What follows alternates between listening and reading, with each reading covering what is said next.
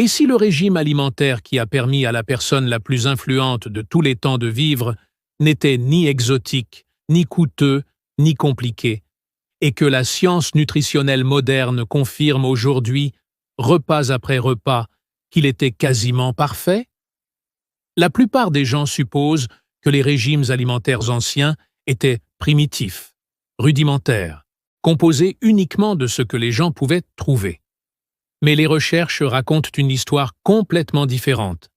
Les aliments que Jésus consommait en Galilée au 1er siècle, les repas précis, les combinaisons spécifiques, les méthodes de préparation spécifiques font actuellement l'objet d'études cliniques. Et les résultats sont époustouflants. Aujourd'hui, je vais vous présenter 20 de ces repas, non pas des ingrédients, mais des repas, les plats eux-mêmes, qui figuraient sur les tables en Israël au 1er siècle.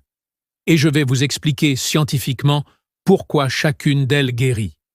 Restez avec moi, car le numéro 7 de cette liste contient une combinaison d'épices qui est actuellement étudiée par les oncologues. Et la dose que la culture de Jésus utilisait chaque jour dépasse largement ce que la plupart des gens prennent en une semaine. Et le numéro 20, le dernier repas de cette liste, est tellement simple que cela semble presque insultant, jusqu'à ce qu'on consulte les recherches. Alors cela paraît être la chose la plus évidente au monde. Si vous souhaitez recevoir chaque semaine des enseignements ancestraux étayés par la science moderne, abonnez-vous dès maintenant et activez les notifications. Vous ne voulez pas rater ce qui arrive. Entrons dans le vif du sujet. 1. Un ragoût de lentilles et d'orge. Commencez par ici, car c'est probablement par là que Jésus commençait la plupart de ses journées. Le ragoût de lentilles est la plus ancienne recette documentée de l'histoire de l'humanité. On la retrouve dans la Bible avant la naissance de Moïse, lorsque Ésaü échange son droit d'aînesse contre un bol de ragoût de lentilles rouges dans la Genèse. Le texte considère cela comme compréhensible, non pas parce qu'Ésaü était faible, mais parce que quiconque avait mangé ce ragoût en comprenait la puissance. Il ne s'agissait pas seulement de nourriture, c'était une source de nourriture au niveau cellulaire. La version de ce plat au 1er siècle reposait sur 3 piliers: les lentilles, l'orge et l'huile d'olive.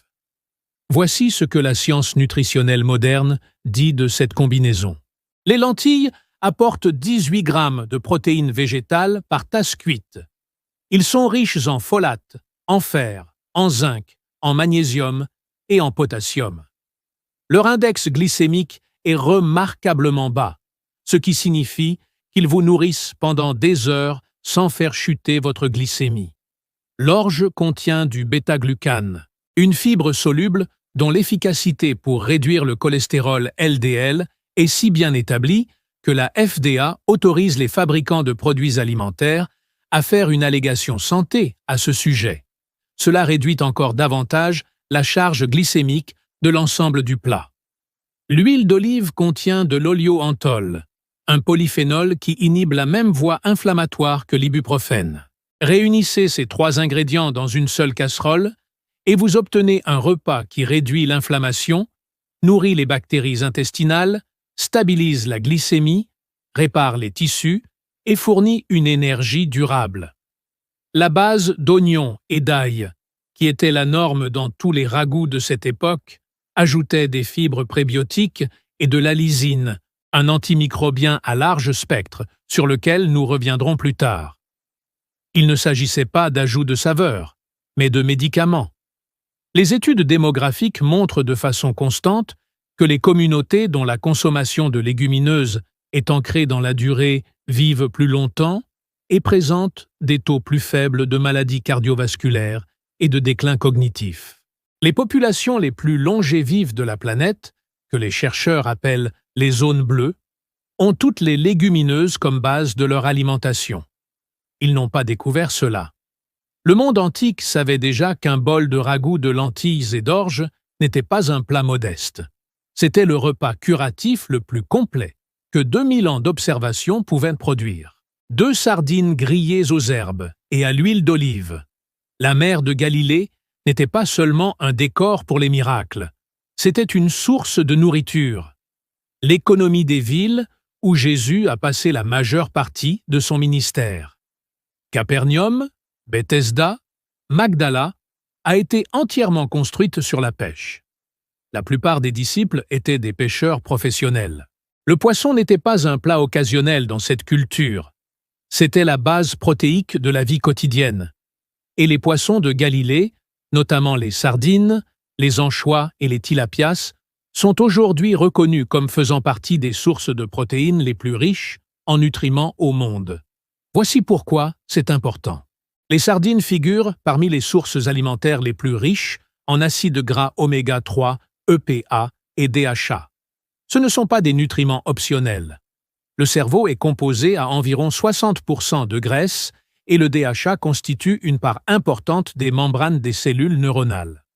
Sans un apport suffisant en DHA, les fonctions cognitives déclinent, l'inflammation augmente, l'humeur se déstabilise.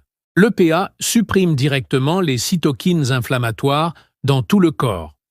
Les recherches sur les oméga 3 sont parmi les plus solides de toute la science nutritionnelle. La consommation régulière de poissons gras est associée à des taux considérablement plus faibles de maladies cardiovasculaires, de dépression, de polyarthrite rhumatoïde, de déclin cognitif et de mortalité toutes causes confondues. Ajoutez maintenant la méthode de préparation. Grillé au charbon de bois, parsemé d'herbes fraîches, arrosé d'un filet d'huile d'olive en fin de cuisson. Pas de pâte à frire, pas d'huile de graines, pas de transformation qui détruirait les propriétés médicinales du poisson. Après sa résurrection, Jésus lui-même a préparé un petit déjeuner de poisson grillé au charbon de bois pour ses disciples sur les rives de Galilée. Jean chapitre 21. C'était le choix naturel, car c'était ainsi que tout le monde cuisinait le poisson. Simple, direct, complet. Les herbes de ce plat, comme l'aneth, la menthe et la coriandre, apportent leurs propres composés antimicrobiens et digestifs.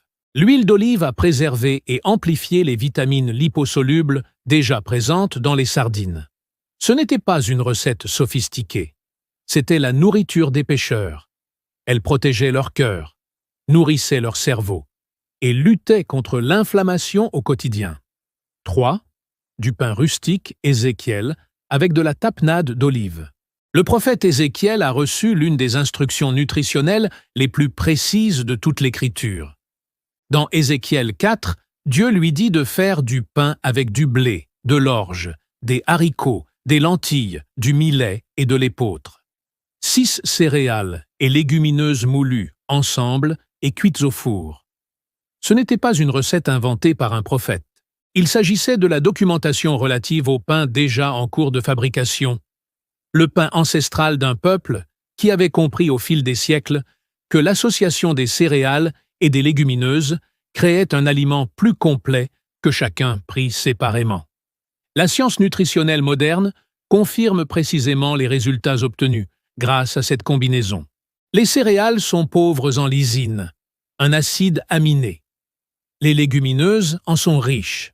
Ensemble, ils forment un profil protéique complet. La teneur en fibres provenant de 6 sources végétales différentes crée une diversité prébiotique extraordinaire, nourrissant simultanément des dizaines de souches bactériennes différentes dans l'intestin. Et lorsque ce pain est fabriqué à partir de grains germés, comme le permettait efficacement l'ancien procédé de fermentation lente, le processus décompose l'acide fulvique, le composé qui bloque l'absorption des minéraux. Le pain aux grains germés présente une biodisponibilité nettement supérieure du zinc, du fer, du magnésium et du calcium par rapport au pain moderne fabriqué à partir de farines non germées. Voilà du pain qui vous nourrit réellement. Le pain blanc industriel moderne est tout le contraire. Il fait grimper la glycémie, ne contient pratiquement pas de fibres et apporte un minimum de nutriments. Le pain que mangeait Jésus était dense, moelleux, foncé et nutritionnellement complet, d'une manière que les consommateurs de pain moderne ne connaissent tout simplement pas. La tapenade qui l'accompagnait, composée d'olives concassées, d'ail et d'herbes, apportait des polyphénols, des graisses saines et les composés d'alysine de l'ail. Les matières grasses, associées à un pain riche en fibres, ralentissent encore davantage l'absorption du glucose. Le repas complet assure la stabilité de la glycémie sous forme alimentaire. 4. Yaourt au lait de chèvre avec du miel et des figues. On décrivait le pays de Canaan comme un lieu où coulait le lait et le miel. Non pas du lait de vache, mais du lait de chèvre. Et cette distinction est loin d'être négligeable. Le lait de chèvre possède une structure protéique et lipidique, fondamentalement différente de celle du lait de vache. Sa protéine principale est la 2C et non la 1 présente dans la plupart des produits laitiers commerciaux, ce qui, selon de nombreux chercheurs, déclenche des réactions inflammatoires dans la muqueuse intestinale des personnes intolérantes aux produits laitiers. Les globules gras du lait de chèvre sont plus petits et naturellement homogénéisés. Aucun traitement industriel requis. Le lait de chèvre frais est riche en acides gras à chaîne moyenne, notamment en acide caprylique, qui possède des propriétés antimicrobiennes et antifongiques avérées. Lorsque vous faites fermenter ce lait pour en faire du yaourt, comme le faisaient quotidiennement les habitants de l'ancien Moyen-Orient, vous multipliez considérablement ses bienfaits. Le processus de fermentation peuple les aliments de souches de lactobacilles. Les bactéries vivantes qui colonisent l'intestin chassent les agents pathogènes et maintiennent la muqueuse intestinale.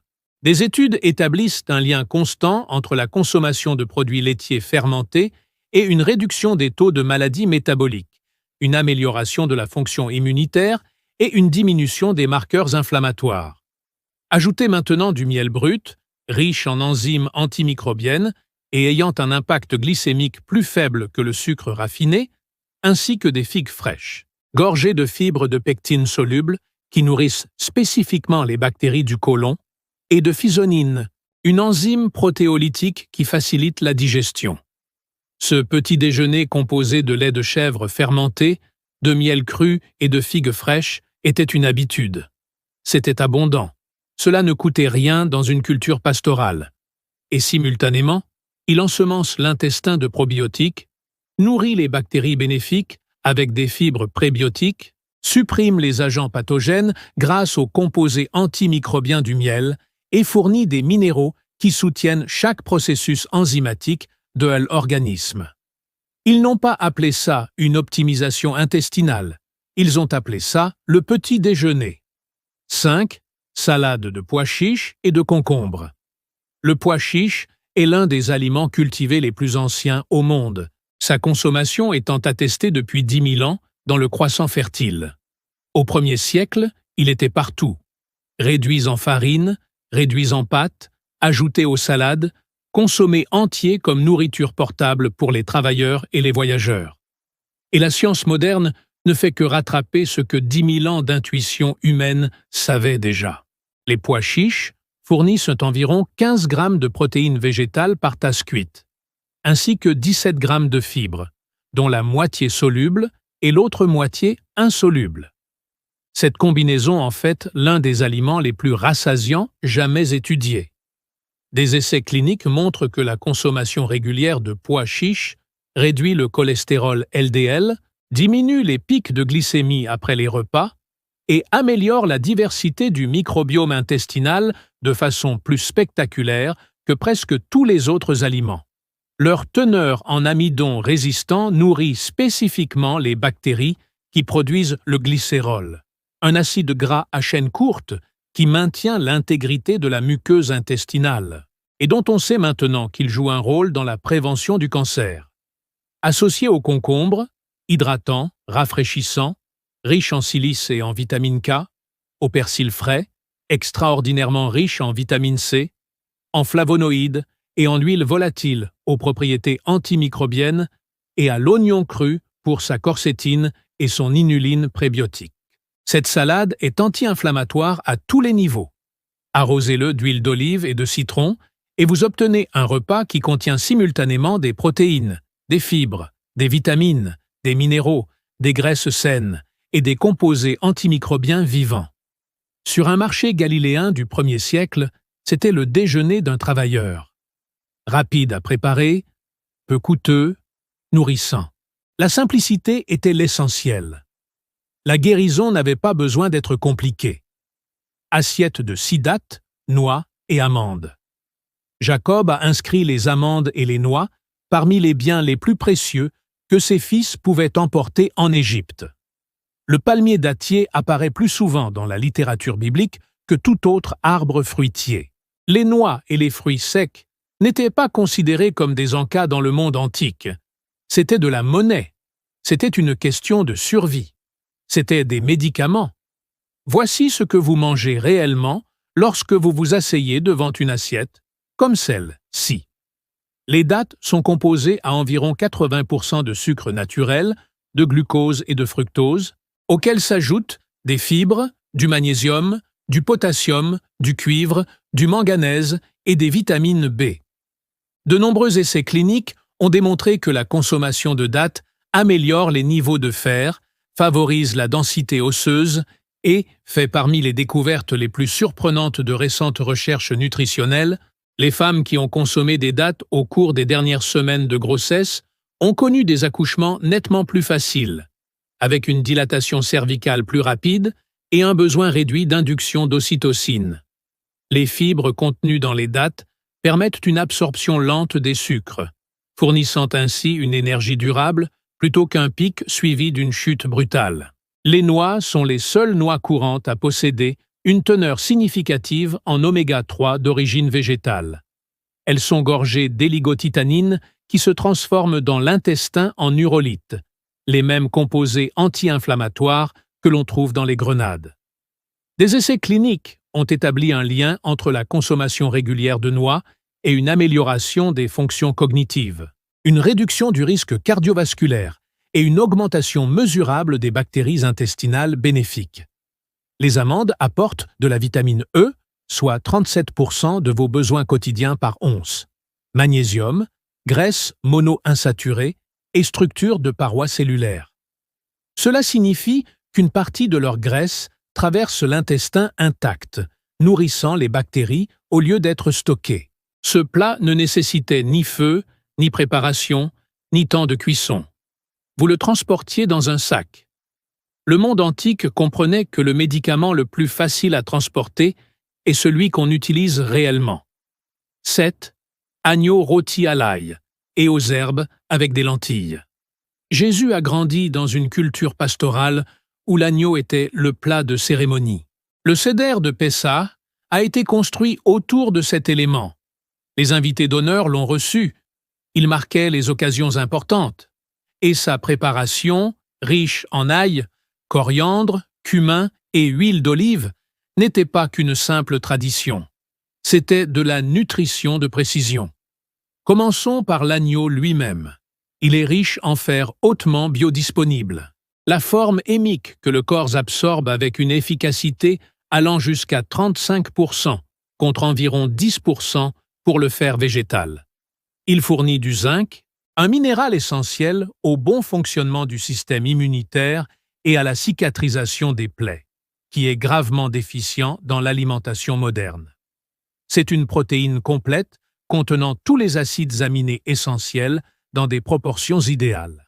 Et l'agneau nourri à l'herbe, comme c'était le cas pour tous les agneaux du monde antique, présente un rapport oméga 6 oméga 3 nettement supérieur à celui de la viande moderne nourrie aux céréales. Maintenant, le mélange d'épices.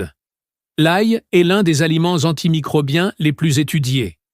L'allisone, le composé libéré lorsque l'ail est écrasé, est active contre les bactéries, les virus, les champignons et les parasites. Des essais cliniques montrent qu'une consommation régulière d'ail réduit la fréquence et la gravité des infections respiratoires, abaisse la tension artérielle et diminue le taux de cholestérol LDL. Le cumin contient du cuminaldéhyde, un composé qui, selon certaines études, abaisse la glycémie à jeun, améliore la sensibilité à l'insuline et stimule la production d'enzymes digestives. La coriandre contient des flavonoïdes anti-inflammatoires et des composés anxiolytiques. Des études animales montrent qu'il réduit les marqueurs d'anxiété de manière comparable au diazépam pharmaceutique dans certains modèles. Jésus a fait spécifiquement référence au cumin dans Matthieu 23. Il l'a mentionné parce que son auditoire comprenait sa valeur. Vous donnez la dîme des choses de réelle valeur. Servez ce plat sur des lentilles et vous transformerez une protéine de cérémonie en un festin complet aux propriétés anti-inflammatoires, immunostimulantes et stabilisatrices de la glycémie. 8. Bol de grenades et de raisins. 200 grenades sculptées ornaient les piliers du temple de Salomon. La terre promise était décrite comme un lieu de vignes et de grenadiers. Il ne s'agissait pas de choix décoratifs. Il s'agissait d'énoncés de valeurs concernant ce que cette culture considérait comme essentiel à la vie et à la santé. Les grenades contiennent un composé appelé Puna lagin, que l'on ne trouve pratiquement nulle part ailleurs dans la nature, dans l'intestin.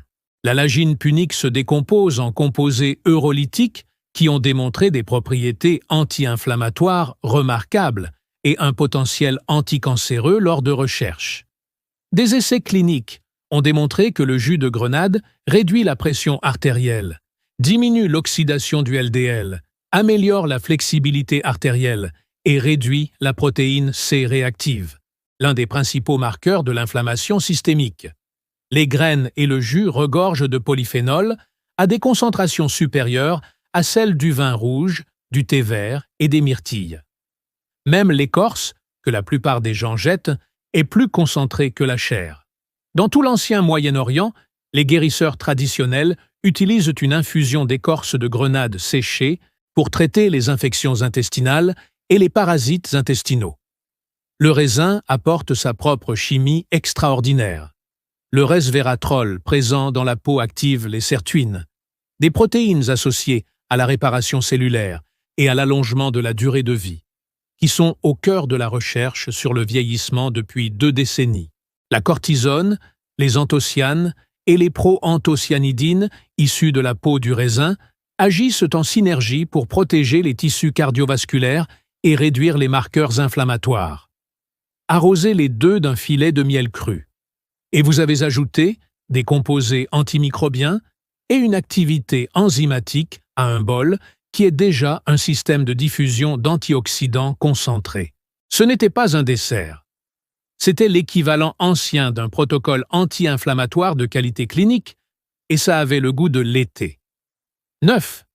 Purée de haricots à l'huile d'olive avec du pain plat.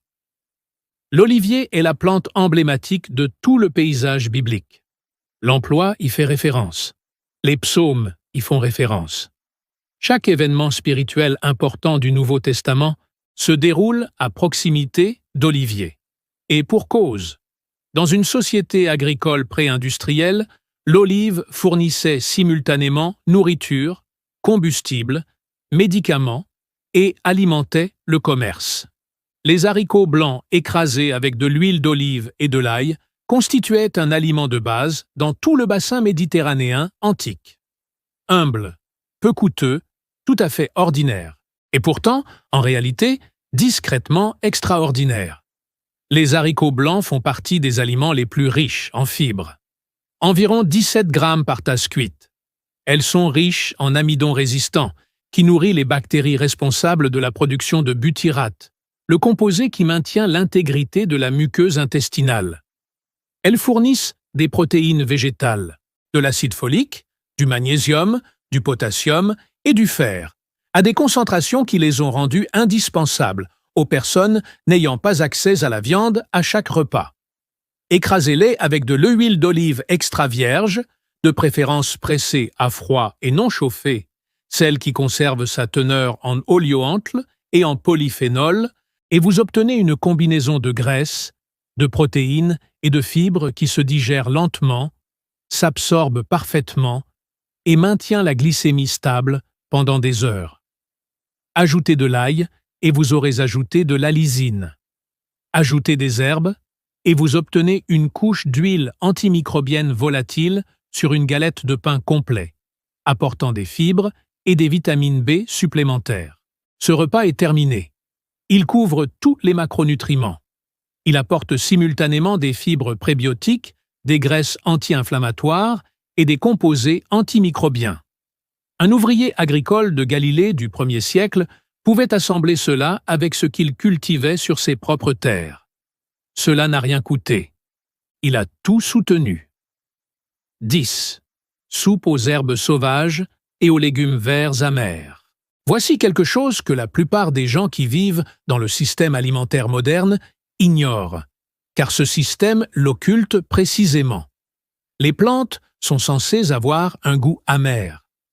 L'amertume des aliments est presque toujours due à la présence de composés phytochimiques bénéfiques, de flavonoïdes, de terpentines et d'alcoïdes qui déclenchent une cascade de réponses physiologiques. La production de bile augmente. L'activité des enzymes digestives augmente. Les voies de détoxification du foie s'activent. La motilité intestinale s'améliore.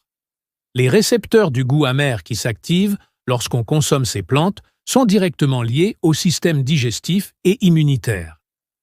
L'amertume est la façon dont votre corps reconnaît le médicament. Dans le monde antique, les légumes verts amers étaient consommés constamment. Elles faisaient partie du seder de Pessah, prescrite en fait comme un rappel des souffrances endurées en Égypte. Elles poussaient à l'état sauvage le long des routes. On les jetait dans les soupes, on les mangeait crus ou bouillis avec des poireaux et de l'ail.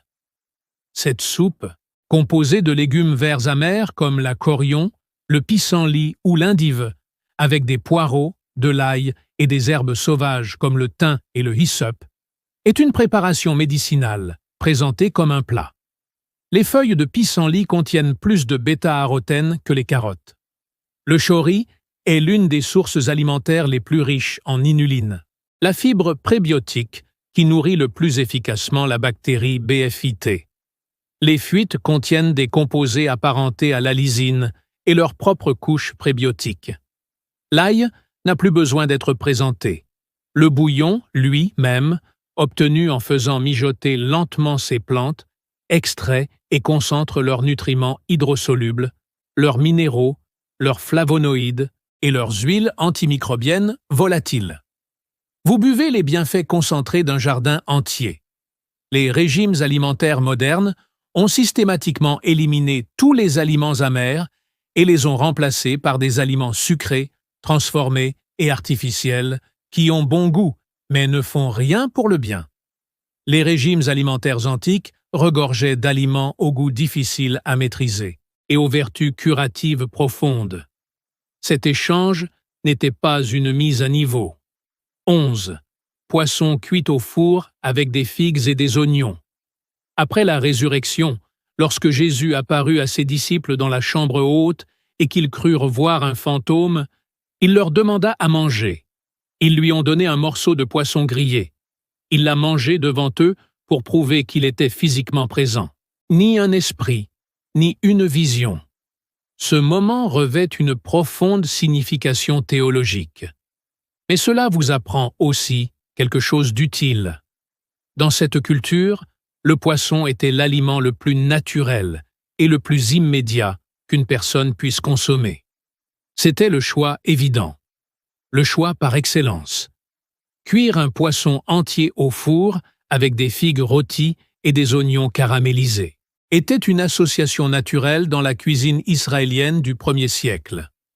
La douceur des figues rôties qui se concentrent à la cuisson et libèrent leur pectine et leur sucre naturel équilibrait la saveur protéinée du poisson. Les oignons, caramélisés lentement dans l'huile d'olive, ont développé une douceur profonde, tout en conservant leur teneur en cortéine et en fibres prébiotiques. Les figues contiennent de la physonine, une enzyme protéolytique qui facilite la digestion des protéines. Consommés avec des protéines, ils apportent du calcium, du magnésium et du potassium. Leur pectine nourrit les bactéries intestinales. L'ancienne prescription de pticus de figue sur les plaies infectées, qui apparaît dans le 2e livre des Rois, était basée sur une véritable chimie antimicrobienne et enzymatique. Le poisson lui-même apporte des protéines complètes et des acides gras oméga 3. La cuisson au four préserve ces acides gras délicats d'une manière que la friture à haute température détruit entièrement. Ce plat constitue une combinaison de protéines, de minéraux, de prébiotiques et d'anti-inflammatoires qu'un nutritionniste moderne aurait du mal à améliorer. Ils n'essayaient pas d'être malins. Ils cuisinaient simplement ce qu'ils avaient sous la main, comme ils l'avaient toujours fait. 12. Carottes et lentilles rôties au miel. Jonathan trempa sa canne dans du miel et ses yeux s'illuminèrent. La Bible décrit le miel comme un aliment qui apporte clarté et force. Et du miel cru arrosé sur des carottes rôties, riches en bêta-carotène, précurseur de la vitamine A, crée quelque chose qui mérite vraiment d'être compris. Le bêta-carotène est un composé liposoluble, ce qui signifie qu'il a besoin de graisse pour être correctement absorbé. Les carottes seules ne vous offrent qu'une fraction de leur potentiel. Les carottes rôties à l'huile d'olive ou arrosées de miel cru, qui contient ses propres composés gras, augmentent l'absorption jusqu'à 6 fois par rapport aux carottes crues sans matière grasse. La vitamine A est indispensable au bon fonctionnement du système immunitaire. Elle maintient l'intégrité de la muqueuse des voies respiratoires et digestives, constituant littéralement la première barrière entre votre corps et l'infection.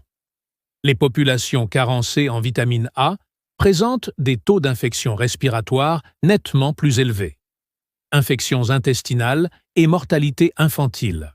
La base de lentilles en dessous apporte des protéines et des fibres, transformant un accompagnement en un repas complet. Les sucres à digestion lente du glaçage au miel se mêlent à l'amidon résistant et aux fibres des lentilles, pour produire l'un des desserts les plus stables en termes de glycémie qui soit. C'est un vrai délice. Cela fonctionne comme un médicament. Les légumes racines rôtis servis sur un lit de légumineuses constituaient un plat courant dans le monde antique, agrémenté de tout édulcorant disponible.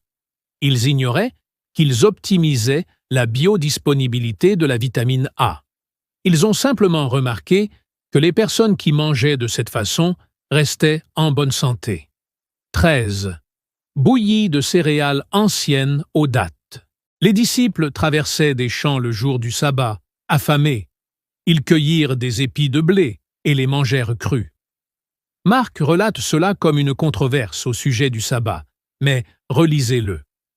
Ils mangeaient les céréales crues directement du bétail, car les céréales étaient leur constante, leur refuge, leur fondement.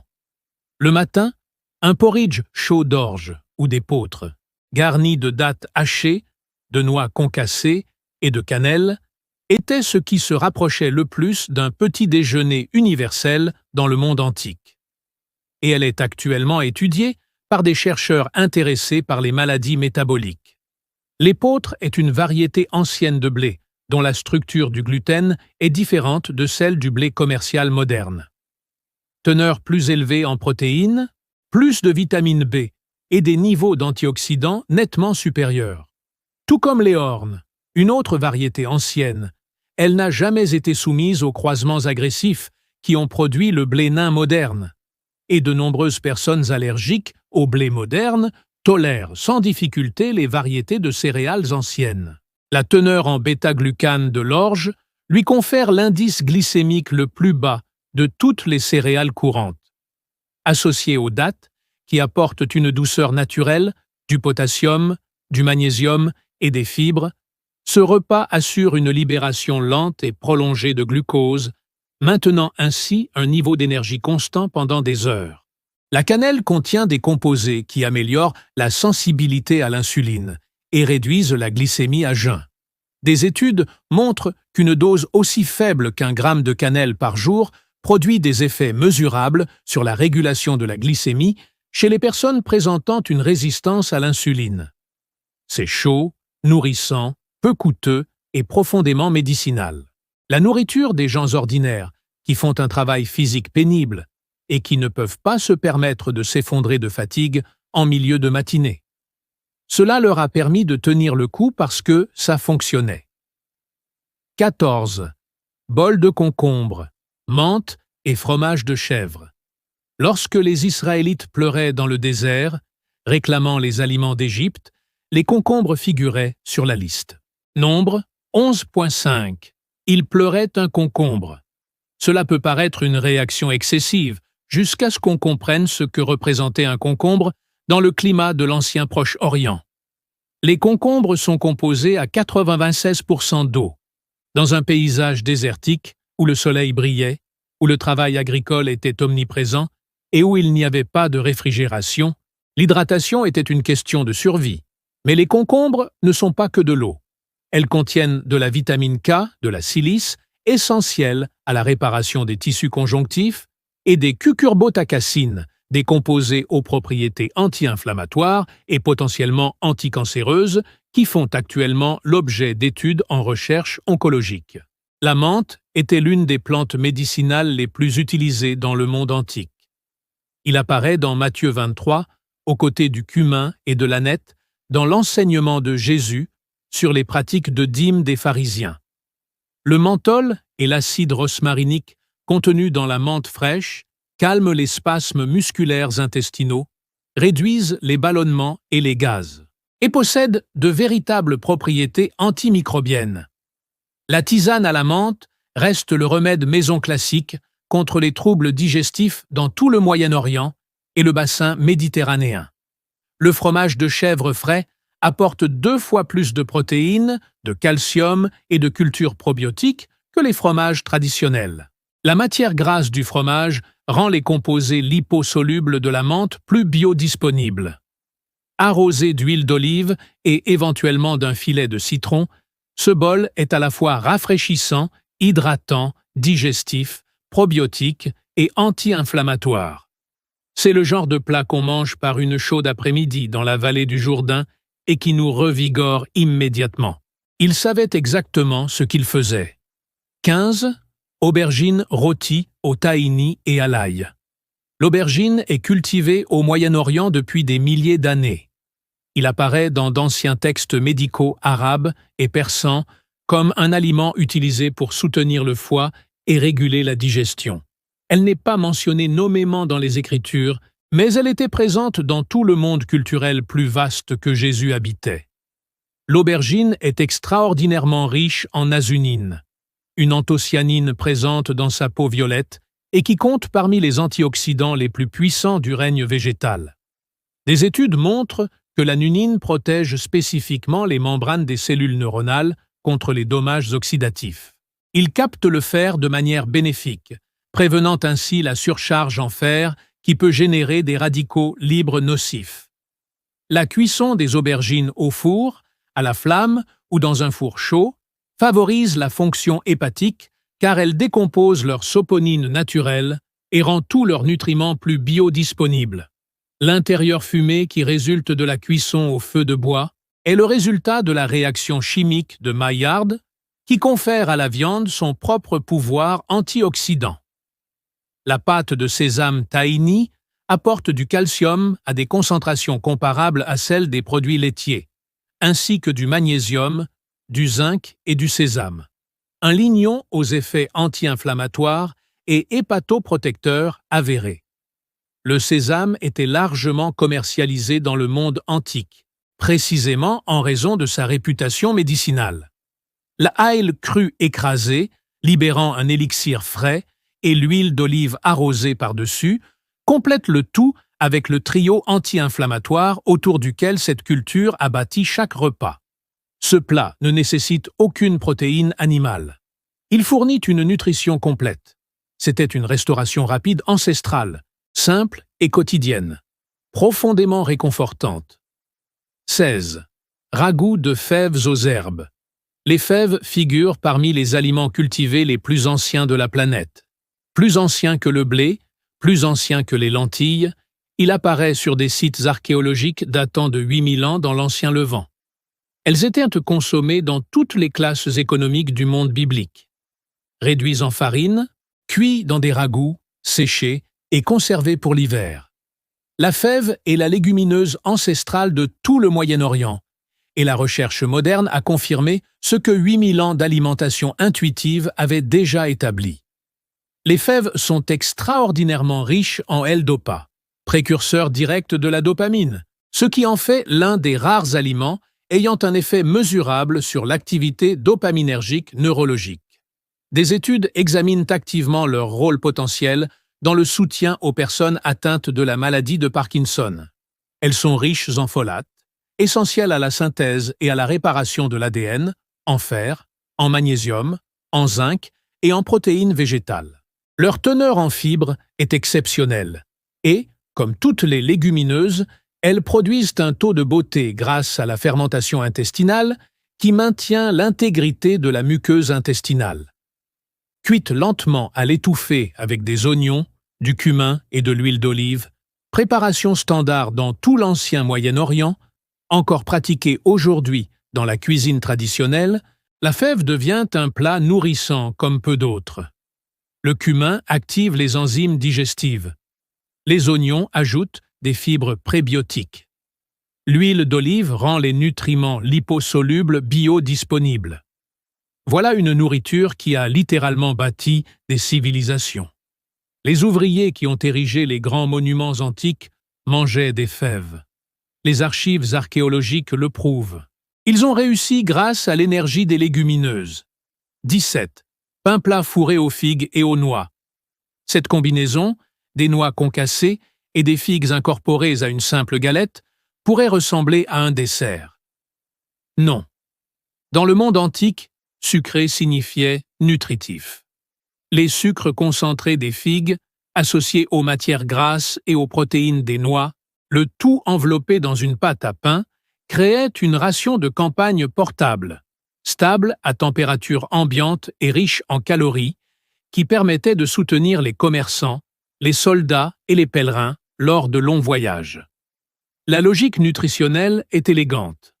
Les figues fournissent des fibres, des minéraux et des sucres naturels pour une énergie immédiate. Les noix fournissent des matières grasses, des protéines et des oméga-3 pour une énergie durable et un soutien cognitif. Le pain fournit des glucides complexes à digestion lente. Ensemble, les trois macronutriments, lipides, protéines et glucides, sont présents dans des proportions qui permettent de maintenir une glycémie stable pendant plusieurs heures. Les élagitanines des noix se transforment en urolitine dans l'intestin.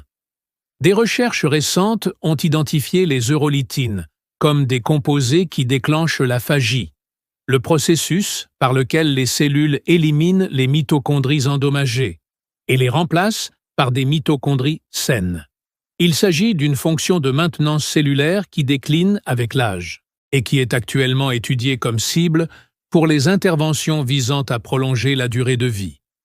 Les gens de l'Antiquité qui consommaient quotidiennement des noix le faisaient sans le savoir. Les polyphénols de la figue ont des propriétés anticancéreuses. La figue favorise la digestion des protéines. Cette combinaison est véritablement extraordinaire parce qu'elle accomplit dans un simple morceau de pain plat que l'on pourrait transporter dans une sacoche. Le monde antique était extraordinairement doué pour assembler les bonnes choses sans en connaître le mécanisme. Les résultats parlaient d'eux-mêmes. 18. Bouillon de poireaux, d'ail et de lentilles. Les Israélites pleurèrent les fuites d'Égypte. Les fuites apparaissent dans cette grande lamentation du chapitre 11 des Nombres, cités aux côtés de l'ail et des oignons comme des aliments si regrettés que des hommes adultes déploraient leur absence. Il y a dans ce deuil quelque chose à la fois de poignant et de scientifiquement significatif. Les feuilles de basilic appartiennent à la famille des Aliacées, la même famille que l'ail et les oignons, et elles partagent des composés apparentés qui confèrent à toute la famille ses propriétés antimicrobiennes et cardioprotectrices. Mais les fuites apportent leur propre contribution spécifique. Elles constituent l'une des sources alimentaires les plus riches en camérol, un flavonoïde systématiquement associé dans la recherche à une réduction du risque de cancer, à une protection cardiovasculaire et à une activité anti-inflammatoire. Les poireaux sont également extraordinairement riches en fibres prébiotiques, encore plus riches au gramme que les oignons. L'inuline nourrit spécifiquement les bifidobactéries, le genre de bactéries intestinales bénéfiques le plus associé à la fonction immunitaire, à la réduction de l'inflammation et à la santé mentale via l'axe intestin-cerveau. Dans un bouillon mijoté lentement avec de l'ail et des lentilles, tous ces composés s'extraient dans le liquide. Les minéraux contenus dans les lentilles, le fer, le magnésium, le zinc et le folate, se dissolvent dans le bouillon et deviennent immédiatement biodisponibles. L'inuline provenant des fuites se retrouve dans le bouillon et résiste à la chaleur. Dans le monde antique, lorsqu'une personne était malade, on lui donnait du bouillon. Ce n'était pas de la superstition. Il s'agissait de l'observation cumulative de ce qui aidait réellement les gens à se rétablir. Le liquide était un médicament. La science le confirme. 19. Plateau de raisins frais, d'olives et de fromage. Voici le repas partagé. La nourriture qui apparaissait sur la table chaque fois que les gens se réunissaient. La nourriture des repas d'alliance, des célébrations de la Pâque, des soirées ordinaires. Partagée entre les familles. Raisins, olives et fromages. La triade de la table méditerranéenne antique. Nous avons déjà parlé de la composition des raisins. Resveratrol, cortétine, anthocyane, potassium, fibres. Les pépins et la peau du raisin contiennent des concentrations plus élevées de chacun de ces composés que la pulpe. Consommer des raisins entiers plutôt que de boire du jus permet de conserver les fibres qui ralentissent l'absorption du glucose et nourrissent les bactéries intestinales. Les olives elles-mêmes, et non seulement l'huile, mais le fruit entier séché, contiennent de l'olopane, un composé aux propriétés antimicrobiennes exceptionnelles qui s'est avéré inhiber la croissance de nombreuses souches bactériennes. L'olopéane possède également des propriétés anti-inflammatoires et antioxydantes, indépendamment des polyphénols concentrés dans l'huile. Les olives fermentées traditionnelles, conservées dans la saumure plutôt que traitées à la chaleur, conservent des cultures bactériennes vivantes. Ils constituent à part entière un aliment probiotique. Le fromage de brebis ou de chèvre apporte 2 fois plus de protéines, de calcium, de matières grasses, de vitamines solubles A et K2, ainsi que les cultures probiotiques qui se développent dans les fromages affinés. La vitamine K2, différente de la vitamine K1, présente dans les légumes à feuilles vertes, est spécifiquement responsable de diriger le calcium vers les os plutôt que vers les parois artérielles. C'est l'un des nutriments les plus gravement sous-consommés dans l'alimentation moderne, et on le trouve presque exclusivement dans les produits laitiers et animaux fermentés de façon traditionnelle. Ce plat ne nécessitait aucune cuisson. Il suffisait d'une table et d'autres personnes avec qui la partager. La communauté qui gravitait autour de cet aliment avait en elle-même des vertus médicinales, un aspect qu'aucun complément alimentaire n'a jamais réussi à remplacer. 20. Huile d'olive, légumes rôtis à l'orge. Et nous y voilà. Le dernier repas. Les plus ordinaires, les plus négligés. Oignons, carottes, ail, rôtis dans de l'huile d'olive jusqu'à ce qu'ils soient sucrés et caramélisés. Servis sur un lit d'orge cuit lentement, parsemé d'herbes aromatiques. C'est ça. Voilà le repas. Je vous avais dit que ça pourrait presque paraître insultant, mais regardez ce que vous consommez réellement. La cuisson des légumes à l'huile d'olive à température modérée crée des composés de réaction de Maillard, qui sont eux-mêmes antioxydants. Elle concentre les arômes par évaporation de l'eau, mais elle concentre également la teneur en polyphénol par gramme. Les carottes rôties à l'huile d'olive absorbent les matières grasses et libèrent jusqu'à 6 fois plus de bêta-carotène que les carottes crues. Les oignons caramélisés à l'huile d'olive transforment leurs composés soufrés piquants en forme plus douce, tout en conservant leur cortétine et leurs fibres prébiotiques. L'ail rôti entier dans de l'huile d'olive perd en intensité, mais conserve ses composés organosoufrés et développe des sulfures d'alliage qui possèdent leur propre activité anticancéreuse distincte. Composés qui se forment effectivement par transformation thermique. Et en dessous de tout cela, de l'orge, dense, à digestion lente, riche en bêta-glucose, qui stabilise la glycémie après le repas, nourrit les bactéries intestinales pendant des heures après avoir mangé et fournit l'énergie durable qui permettait aux personnes effectuant un travail physique pénible, dans un climat rigoureux, de travailler de l'aube jusqu'à la nuit tombée. L'huile d'olive lie l'ensemble du plat, non seulement comme matière grasse, mais aussi comme vecteur de vitamines liposolubles et de polyphénols contenus dans chaque légume qu'elle touche. Les graisses mono-insaturées de l'huile d'olive extra vierge présentent une stabilité exceptionnelle à des températures de torréfaction modérées. Elles ne s'oxydent pas comme les huiles de graines. Ils ne génèrent pas d'aldéhydes inflammatoires. Elles font ce que les graisses sont censées faire. Ils rendent les aliments plus nutritifs, et non moins. Ce repas est anti-inflammatoire. C'est prébiotique.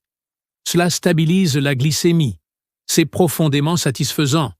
Sa fabrication ne coûte presque rien.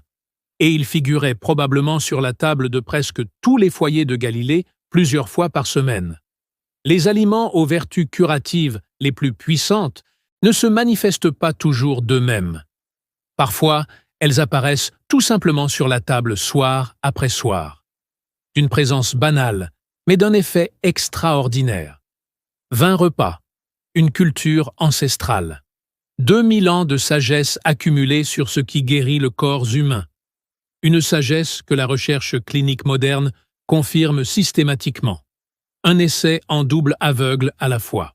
Voici ce que je veux que vous reteniez. Les personnes qui consommaient ces aliments n'étaient pas des nutritionnistes. Ce n'étaient pas des biochimistes. Ils n'ont pas réalisé d'essais cliniques ni d'études contrôlées randomisées. Ils possédaient l'observation et la patience.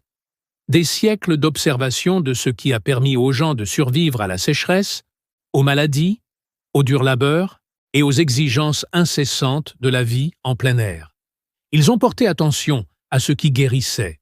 Ils ont porté attention à ce qui les fortifiait et ils ont bâti toute leur culture alimentaire, leur agriculture, leurs célébrations, leurs habitudes quotidiennes et leurs pratiques religieuses autour de ces observations. Et maintenant, nous avons la science. Nous avons le mécanisme. Nous comprenons la lysine, l'olioanthèle, le bêta-glucane, les uralitines et le taux de beauté. Nous pouvons nommer chaque composé et retracer chaque voie métabolique. Et au terme de toutes ces recherches scientifiques, nous arrivons toujours au même résultat. L'huile d'olive réduisait l'inflammation. L'ail tuait les agents pathogènes. Les lentilles nourrissaient le microbiome intestinal. Les figues guérissaient les plaies. Le poisson protégeait le cerveau. Les produits laitiers fermentés ensemençaient l'intestin de bactéries bénéfiques. Ils ne savaient pas pourquoi. Ils savaient simplement que ça fonctionnait. Nous savons maintenant pourquoi. Et nous ne mangeons toujours pas de cette façon. Voilà le fossé entre l'information et la sagesse. L'information sans action n'est que du divertissement. Mais la sagesse, celle qui se vit au quotidien dans ce que vous mettez sur votre table, c'est ce qui change réellement la santé. Commencez par l'un de ces repas cette semaine. Un seul. Rendez-le réel.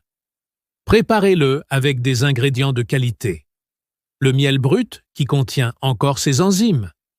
L'huile d'olive qui avait en fait été refroidie. La céréale ancienne cultivée comme on cultivait les céréales avant l'industrialisation. La différence est flagrante. Laissez un commentaire ci-dessous et dites-moi par quel plat vous commencez. Êtes-vous plutôt ragoût de lentilles, sardines, figues et pain plat aux noix? J'ai lu tous les commentaires et je veux savoir. Si vous n'êtes pas encore abonné à Homestead Roots, cliquez sur le bouton et activez les notifications. Nous publions un message chaque semaine et ce n'est que le début. À bientôt pour le prochain épisode.